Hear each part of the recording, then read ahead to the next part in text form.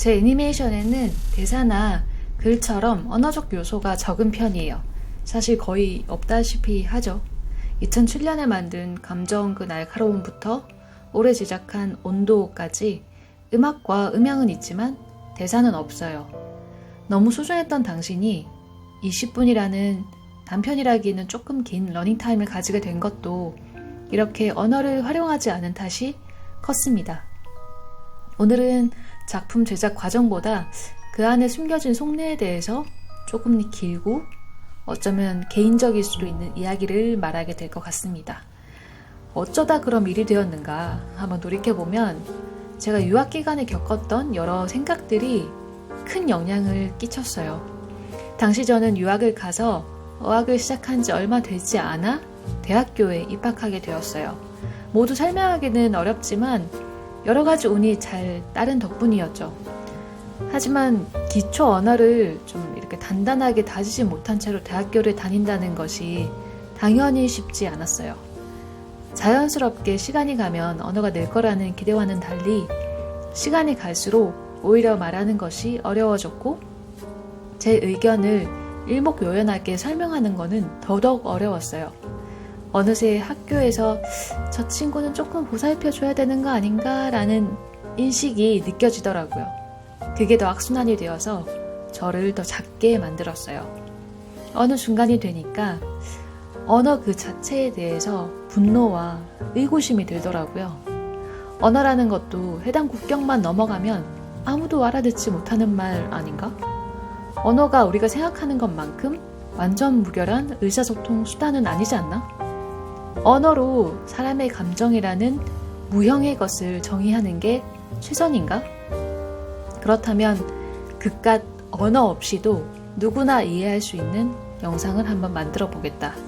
언어를 몰라도 누구나 보고 소통하고 느끼는데 어려움이 없는 영상을 만들겠다 생각하게 되었어요.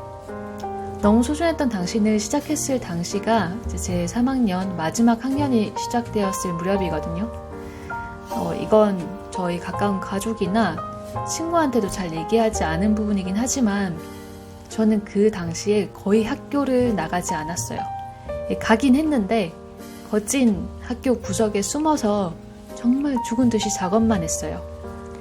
유학을 하면서 어떤 제한된 기간 안에 성과를 내야 한다는 압박감과 제가 처한 상황을 작업이라는 꽤나 그럴싸한 핑계대로 좀 숨고 싶은 이 두 가지 마음이 있었던 것 같아요. 다행히 학교 사람들 자체는 모두 좋은 분들이셨어요. 저의 상황과 저의 인간적인 부족함과 저의 욕심을 있는 그대로 수용해주고 최대한 배려해주셨다는 것을 지금까지 전 잘 알고 있어요. 다행히 학교를 무사 졸업하긴 했지만 나중에 교수님들 사이에서도 저의 졸업 여부를 두고 설전을 벌였다는 이야기를 나중에 듣게 되었죠. 제가 수업을 등한시했으니까 어쩌면 당연히 그럴 법한 이야기이긴 해요. 돌이켜보면 그냥 다들 감사할 따름이죠. 너무 소중했던 당신으로 돌아와서 언어적 요소를 배제한 채 온전한 하나의 이야기를 풀어나간다는 것은 쉽지 않았어요. 예를 들어서 어떤 장소를 가자라고 대사 한마디로 끝날 장면을 캐릭터의 얼굴 보여주고 그 장소 보여주고 그 장소가 떠오르는 캐릭터의 얼굴을 보여주고 캐릭터들 사이에 어떤 암묵적인 동의가 있음을 또 보여주는 식으로 이렇게 복잡한 과정을 거쳐야만 이 씬을 해결할 수가 있었어요. 그러다 보니 자연스럽게 러닝타임은 길어지고 작업량도 늘어났죠. 뿐만 아니라 영상을 완성하고 난 이후 관객들한테도 대사 없는 20분의 애니메이션을 보여주는 것은 꽤나 쉬운 일이 아니라는 것을 눈치챘어요. 영상에서 어떤 부분을 놓치면 그 전체 이야기의 맥락을 잃게 되는 불상사가 생기기 참 쉽더라고요. 그래서 이렇게 대사가 없는 경우 대사가 있는 영상에 비해서 관객들로 하여금 굉장히 높은 몰입도를 강요하게 돼요. 이 작업기를 만드는데 어느 날은 남편이 그러는 거예요. 너무 소중했던 당신 말고 다른 작품 이야기하면 안 돼? 난 저 작품이 재미없어 라고요. 이 작품을 저도 왜 계속 이야기를 하게 될까 많이 생각해 봤죠. 물론 제 20대에 3년이라는 시간, 그 물리적인 긴 시간을 할애했다는 점도 크겠죠. 그렇지만 제가 심리적으로 가장 코너에 몰렸을 때, 정말 찌질했을 때, 가장 야망이 컸을 때, 저의 가장 초라한 모습이 담겨 있었을 때, 그 고집 섞인 제 청춘의 한 페이지를 이 작품에 온전히 다 이렇게 투영하고 있다고 생각이 돼요. 그래서 그때의 저를 어루만지듯이 계속 이 작품을 꺼내보고 만져보고 어루만지게 되는 것 같아요. 그래도 그렇게 좀 찌질했던 흔적이 애니메이션이라는 그럴싸한 예쁜 모양으로 남겨져 있으니 그나마 얼마나 다행인가 싶기도 합니다. 이런 과정으로 너무 소중했던 당신이 만들어지고 지금은 그때를 돌이켜보면서 으이구 멍청이 라고 자주 섞인 말을 할 수 있게 되었지만 솔직히 크게 후회하지는 않아요. 이미 지나간 일이기도 하거니와 그때 그만큼 제 고집 끝까지 몰아붙여 보는 것도 인생에서 한 번은 해볼 법한 일이었다고 생각해요. 덕분에 지금은 그냥 후련하게 아 진짜 나 바보 같았다 이야기도 할 수 있게 된 거죠.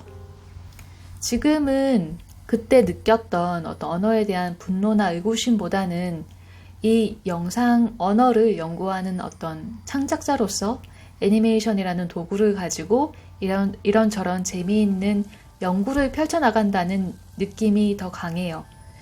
애니메이션이 가진 특유의 매력을 가지고 관객들을 이렇게 끌어들이는 것도 즐겁고요. 또 텍스트가 없기 때문에 쉽게 언제 어디든 제 애니메이션을 보여줄 수 있다는 점 역시 큰 장점이기도 한 것 같아서 나름 뿌듯함을 갖고 있어요. 특히나 요 근래에는 어린아이들을 대상으로 하는 상영회에 자주 초청을 받았는데요.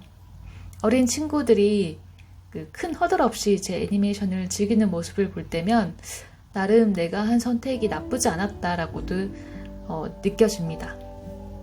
언젠가 이 언어에 대한 노여움과 의심을 풀게 되는 날이 전 올 거라고 생각해요. 그때는 텍스트도 제 무기 중 하나로 삼아서 지금보다 더 깊고 풍부한 이야기를 할 수 있게 되길 꿈꿔봅니다. 오늘은 이런저런 작품 속내에 대해서 한번 이야기를 펼쳐보았는데 재미있게 들으셨길 바라면서 다음 영상에서는 또 작품 제작 과정에 대해서 한번 또 이야기 나누도록 하겠습니다.